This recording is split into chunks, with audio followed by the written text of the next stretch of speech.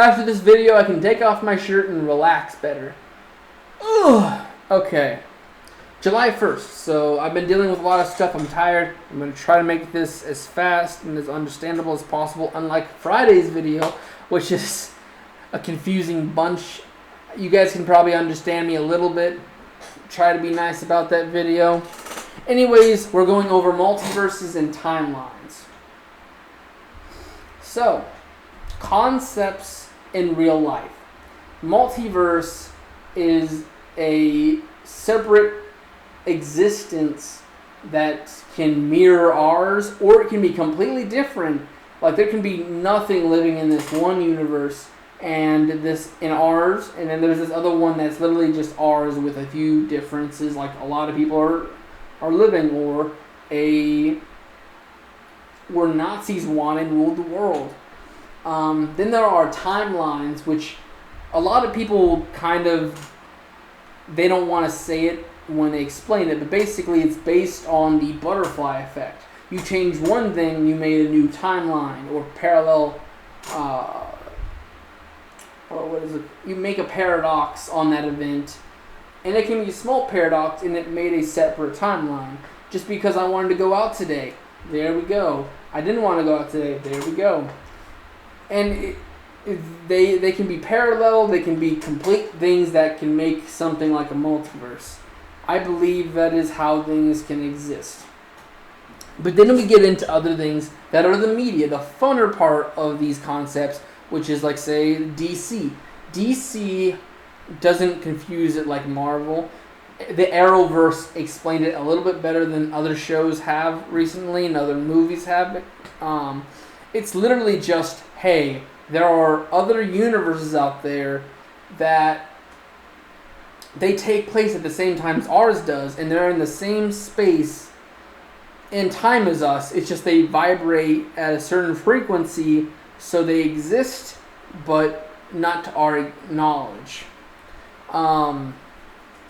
And that's how the Flash explains it, and that's how most of the Arrowverse explains it.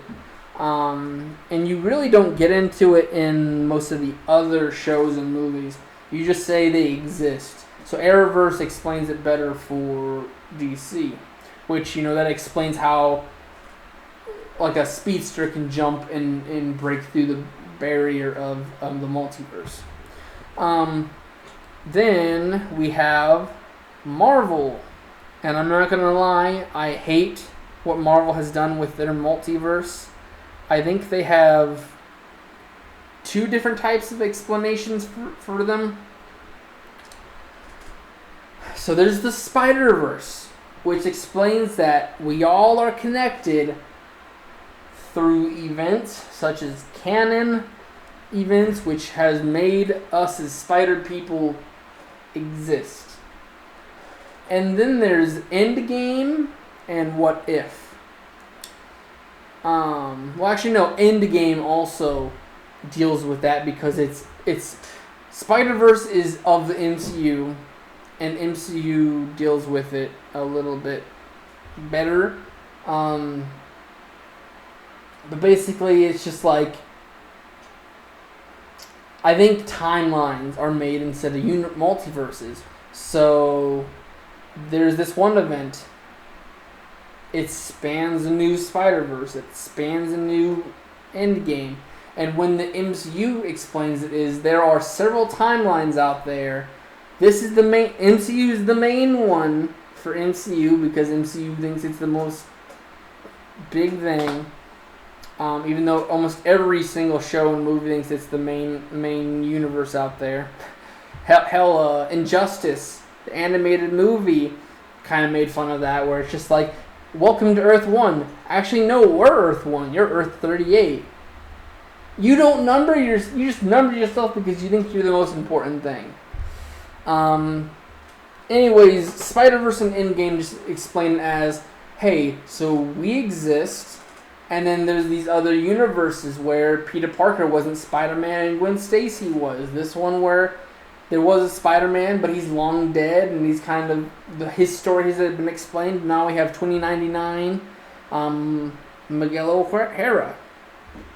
And then we have What If. which is kind of the same basis of timelines, but it's more simple of there's this timeline and it spins off that timeline. I say the next thing we have is the... I'm actually going to jump that one. I was going to explain Dragon Ball, but Dragon Ball I think is going to be the last thing I explain. Next, pretty easy, is Gumball. Gumball, the amazing world of Gumball, has actually touched on timelines and multiverse. Gumball actually has the Void, which I believe we touched on in the Cartoon Network, but it's basically a statical dimension where things that are not as important are slipped into the void and never seen again. And it's kind of a suction of time and space where they exist, but they don't age, they don't go anywhere, they can't return back. And that's how Gumball is like. And this is also connecting other times where, you know, if something changed history or certain events, it slipped into the void. And then my favorite thing about Gumball that they did for acknowledging other multiverses is they did what I would call the fanfic verse, where basically one of the things I remember when I was 8 years old, or I should know, it was like 10, 12 years old when Gumball first came out, is they shipped Gumball with Carrie before Darwin gave her a kiss or showed her anything. Is that, you know, Penny wasn't showing any interest, but this other outside, like this other outcast can get with Gumball. And they showed Carrie and Gumball in the adult ones I seen. Hold on, I can actually show you guys. I actually have... Oh boy. Let me find it. Hold on. Oh God. That's got copyrighted music. I can't play that. Oh, I'm sorry. I'm trying to show you what I mean by the fanfic verse. But like the ice cream cone girl gets a hold of like the Death Note kind of, but instead of death it gives life to whatever she wrote. And that is where we get most of the things. Like there's a female Gumball getting married to a Darwin, or, you know, several other characters are spun off. Here we go. We see this is not my artwork, I'm sorry, I'm just showing this to explain something. I'm trying to my brightness is a little bad. But yeah, this is what I remember when I was a little kid. I don't know if you can kind of see, but anyways, that is what we seen in an episode on the bench, and they acknowledged the fan works. Anyways, going on to the next thing, I would say Disney and Nick, they have a multiverse, but they don't explain how they can exist in a space. Disney, they have it in the House of the Mouse, that all the Disney movies and villains and all that from all the shows and movies they've ever had can join in on the House of Mouse. Same thing with Nick. Nick has done Nicktoons and thrown in things like Dudley Puppy from Tough Puppy. They've had Danny Phantom from Danny Phantom. They had Timmy, Wanda, and Pooh, and Wanda from Fairly Odd Parents. And I think they had... Oh, God. It was a very short-lived show, but they threw them all together after the Ghost Portal opened. I think Nick and Disney just say they exist in separate spaces of the world or in separate spaces of realities, and they can just... when technology goes wrong and they can spawn in.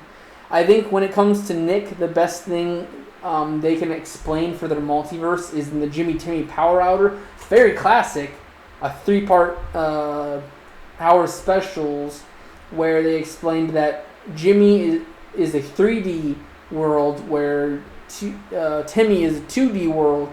They exist parallel of each other, but their dimensions are weird to the other. And I believe we even see a one-dimensional space where one of the villains used to torture the friends and family of the others. But anyways, that's the best thing we get from Nick and Disney for how their original creations come to be. Then we have Cartoon The Network. The network of basically, we have the center of reality, which is the Cartoon City, where we see the old cartoons come together. We seen this in a recent episode of Okay, Let's Be Heroes. It was a special about I'm trying to remember what it was. We get to see a few heroes come together from recent shows, come to the Cartoon City, and see the other cartoons, but they're Medusa'd and they're turned to stone, and there's someone who's trying to basically cancel these shows. I think we also were going to explain why some of these shows go missing in the Pippi Apocalypse show that I think is canceled at this point. But Cartoon Network was basically just like all these universe and timelines exist. Like there's the original Ben 10 Omniverse, Ben 10 Ultimate Alien, and Alien Force. Well, actually, Ben 10 and Alien Force and Ultimate Alien were one timeline. They were just in one space. Then there was Omniverse, which was a separate timeline that did have existing work from the first one. And then there was the new Ben 10, complete utter crap, and a waste of time. And he's got some inspiration from the main timeline, and he gets to see and meet the others. And then we have... I'm trying to remember... and Teen Titans, they've came together, and basically their existence is by a show. They actually break the fourth wall with their multiverse and say, hey, there's another show or universe that has been based on us before, but we are either less than them or greater than them.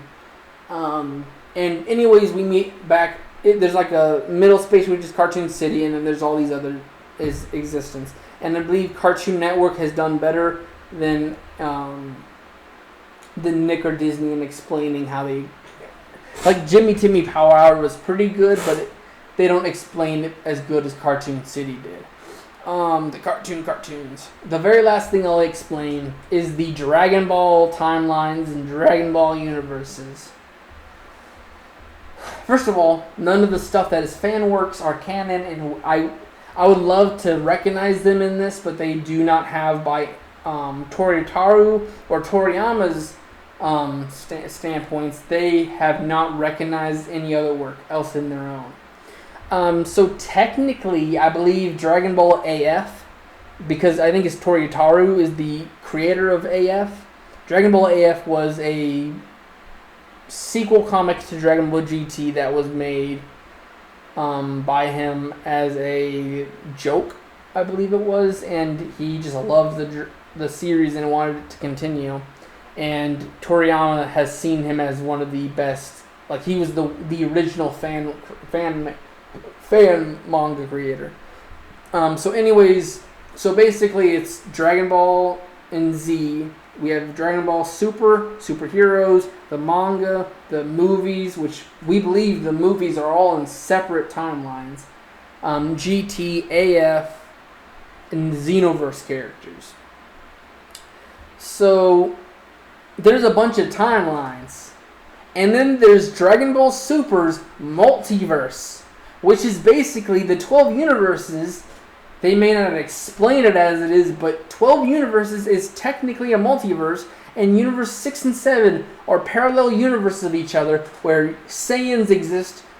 Earth did exist in universe 6, but no longer does. So universe 7, Beerus asked for Earth to be brought back.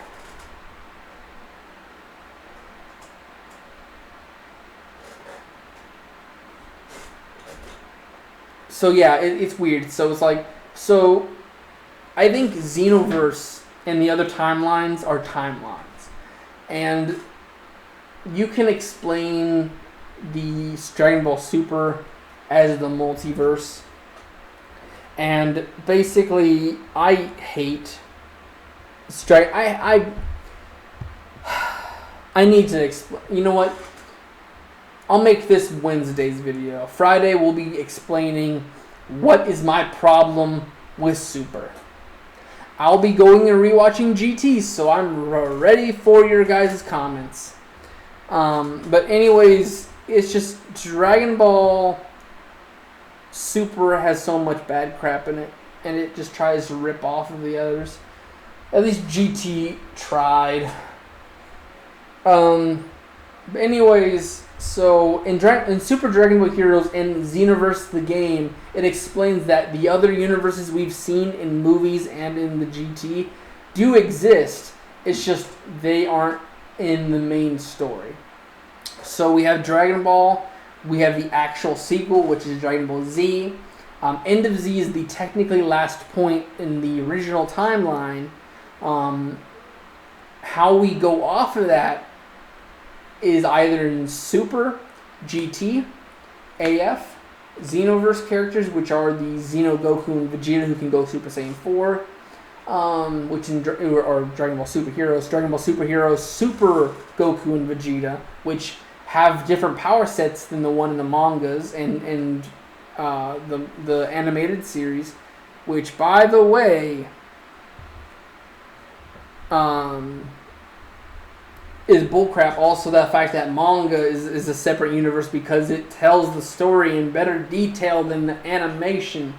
The anime is the cheaper copy of the super anime. And then we have the movies. So movies in GT by Toriyama's say so. Toriyama said this, people, that GT and the movies are canon, but they are different timelines. So Cooler did come up in Revenge Frieza, but in a different timeline. There was I'm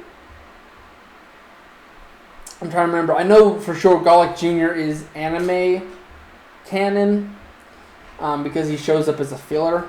That would probably mean Dr. Wheelo and other people are also canon by anime standards. The Dragon Ball Z Brawly. Meeting him in a different point in time and for a different reason why he doesn't like other Saiyans explains it. So to explain their timelines is going to be a whole thing. I'm not explaining any of the Dragon Ball Super. That is just dumb. It's just basically there are bridges made by Xeno and the other gods to block mortals from just crossing into other universes, and it is against mortal code to cross that line unless you were given permission by other gods. So going on to the timelines to finish up this video. So you have Dragon Ball, Dragon Ball Z, and that's it for them. And then you have altered timelines where you have the movies, where I believe the anime and the manga do explain a little bit different. The anime of Dragon Ball Z explains that Garlic Jr., Wheelo, Turles, and Slug, it did happen. But things like Bojack, Hirudegan, Janemba, Brawly, those are separate timelines. Which I believe we should probably just throw Dragon Ball Z movies into a separate thing. So now we have Z as a manga, Z as an anime, and the Dragon Ball Z movies. And basically that's how it would be. And then you have Dragon Ball GT, which spans off Dragon Ball Z's ending without explaining Super, and continues on to Goku and Vegeta and others, spanning off the characters they were left with by the end of Z. Which everyone hates GT, but I will rewatch this for Friday.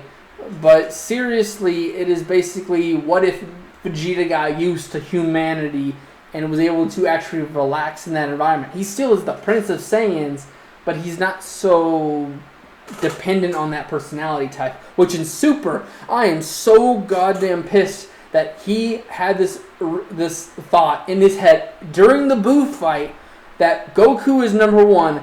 He might be my rival. I will still go for the highest level I can go, but Goku is like the guy that I should always support behind a fight because he's like the GOAT when it comes to a fight, and I should always try to be my best to support him in a fight. And then you have Dragon Ball Super Vegeta. Screw you, Kakarot! I'm gonna go on my own and try to defeat this villain and not care about you in any fight. Screw Vegeta in Super. I understand in the TOP fight he did a little bit better, and that's the whole reason why he became Super Saiyan Blue Evolution. But seriously, Dragon Ball GT Vegeta even seen that he cared about Goku, and Goku is the better man out of them. And if there's anyone that's going to beat the villain, it is going to be Goku. That is what's different. That is what Super Vegeta should know at this point. And it's dumb that he goes... Anyways, GT, like a few years in the future of Z, Pan's grown up, Oob's grown up, Goku has I believe he's explained that his base form matches Kid Buu, so he's leagues above what Z Goku was, and can probably beat Super Saiyan 3 Goku in base state. Super Dragon Ball Heroes Xenoverse characters, like the Super Saiyan 4s from those, I believe span off GT, but they go on adventures without Goku going off with Shenron. Then we explain Dragon Ball Super, which is why I started getting stumbly and stuttering. Dragon Ball Super is in between the Buu arc and the end of Z. You have a few years before Pan is a kid and Oob is a kid. You are shown that Oob is born in the middle of Super. So, yes, we're going towards the end of Z. But the problem is that none of the characters, for me, brought their character arcs from end of the Buu arc. Gohan knew that he had to fight to keep his family safe at the end of the Buu saga. Dragon Ball GT Gohan, he still trained and had kept his ultimate form and was able to use it against General Rildo when Videl and Pan were in trouble. He was able to fight that one, who fought a Goku who maybe have been like stuttered because of Kid Goku GT, but he still had a higher power level than the normal Goku. So the fact that Ultimate Gohan was the thing in GT, but not in Super, explained he didn't learn from the Buu arc that, hey, things aren't going to be peaceful all the time, and in case something happens, I should be ready to protect my family. That is what Gohan should have learned from the Buu saga. Goten and Trunks, now that they had their father figures in their lives, they were meant to train, sure have their own lives by end of Z, but they still had some kind of passion with their fathers to train. We don't get to see that in Super. We see them cry baby about their fathers being away from them, which is a little bit of their characters, but they're homebodies by Z, by end of Z. And that's what Goku's around Goten with. Trunks is along with Vegeta a little bit. Anyways, then we have, I'm trying to remember, Piccolo. I think Piccolo is pretty good because you can't do too much with Piccolo. He still interacts with Gohan, so I say he was done good. Krillin was done good because he wants to be more of a family man than a fighting man. 18 is getting better in society. Chi-Chi is an annoying character. She, I believe, started to learn that her boys were going to be fighters like her dad. If she liked it or not, they have his blood, and while she wants them protected, Chi-Chi, at this point, should know when my babies need to fight, they need to fight. If Goku's there, they'll be fine. For the most part. Because if Goku dies, everyone dies. So I might as well let them go support him. Bulma is such an egotistical prick. Oh my god. Bulma, Dragon Ball Z Bulma, Saiyan Saga Bulma was a better character than Super Bulma. She wasn't so freaking obsessed with her appearance. Like, she got the boys. She had Yamcha, who was a baseball star and a pretty good martial artist. Then she got the prince of a separate alien race that was one of the strongest people in the galaxy known to man at the end of Z. And she was happy with her life because of that. The only thing she cared about was her work, her son, and her husband. And her daughter that they got. In Dragon Ball Super, she's so greedy and so bullcrap of a character. She doesn't even care. Like, there's no friendship between her and Goku. That is another thing. Like, End of Z shows that Bulma is upset with Goku that he's not spending time with his friends and going off and doing stuff for years. And it's so dumb that you've let that happen. Like, seriously, Bulma cares about Goku.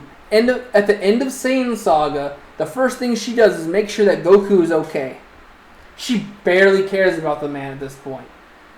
And they're childhood friends. There is a bond between Bulma and Goku that it may not be romantic like some people want it to be, but it is very strong. Like Goku, Krillin, Yamcha, and Bulma have a pretty strong bond that really should not be interrupted. But Toriyama's writing out Yamcha. Krillin went and did his own thing, and he still has a pretty good friendship with Goku. But Bulma should be along the lines of Krillin. But it's so dumb. So that's really all I can say. Is just, I wish Bulma and Goku had a better friendship, and they would work together. Like, sure, you can't have Vegeta getting jealous over Goku spending time with his woman, but it's so dumb. They're childhood friends that should be interacting in a special way that you would know they have history between them. Like, there's a comic where, like, Goku and Bulma are going back and forth saying inappropriate names from Dragon Ball. Like, do you remember Touch? And it made Chi-Chi and Vegeta uncomfortable that they were making sus names between both each other and their partners were right next to them. That is what I wish those two had a connection with. Like, also, another thing is that Goku in Dragon Ball, like, he was an alpha male and, like, pushed Bulma's advantages out of his way. And we didn't get that Goku. We had a ignorant Goku. And Goku from Super is the dumbest thing, by the way. We'll get to that. But anyway, so Bulma and Goku should have a better relationship. Krillin is pretty good. Chi-Chi should be more understanding of her children being part of battle. Trunks and Goten should have more time with their dads and be more into fighting more and actually have some kind of caliber of training. Gohan should be training constantly because of the threat of his family. And then we touch Goku. Goku is a different entity than Z Goku. There's been so many jokes that there is this special needs Super Goku that is trapping the mind of Z Goku in his body. And it's just because of the strength that Z Goku is just locked in there. Z Goku, Buu Arc Goku is like serious. Like, Yeah, I'm sorry, but we lost people today. I can't tell you how sad I'm sorry I am that I couldn't stop it. And then there's Super Goku. Oh yeah, we got the Dragon Balls, guys. Don't worry, in a few days, few weeks, few months, we'll get them. Goku laughs off death. He is the embodiment of how the fans felt about the Dragon Balls. But still, Z Goku understood that death meant death. You just lost someone. It is an indescribable pain that person just died. They didn't just disappear. They felt pain and travesty before they died. So there's an emotional baggage when someone dies. Goku in Super does not show any of this stuff. It is stupid. And it's just... Not to mention, Z Goku would take his family, especially his granddaughter and sons, he would care about their safety. He would love to put everything aside to make sure they were safe. But in Dragon Ball Super, TOP happens because Goku wants to fight. And he just laughs off the fact that this is going to erase his family and his friends that are basically family, not by blood, from existence. And he doesn't even acknowledge that it is in this bad place. And he really doesn't get that serious. UI Goku be damned, but every other time he's just in fighting mode, and it's not to be serious. It's just having fun with an opponent, and that is dumb. Vegeta does pretty good. Like he does go in a little dumb, like I'm just here to fight and get back to my woman. When he, in the middle of the arc, when he finally has Super Saiyan Blue Evolution, he does exist that there are people going off of this. There's Gohan, who's doing the same thing. Goku's the only one that really does not hold his seriousness at all in Super, and it is dumb. Goku has become a Luffy, and Luffy's a good character, but Luffy gets serious when there's death and other things. Goku doesn't. But anyways, I'm going to be chaptering this video, because I feel bad if I went on a rant, so I'll have chapters. But anyways, I'll see you guys in the next one. Bye.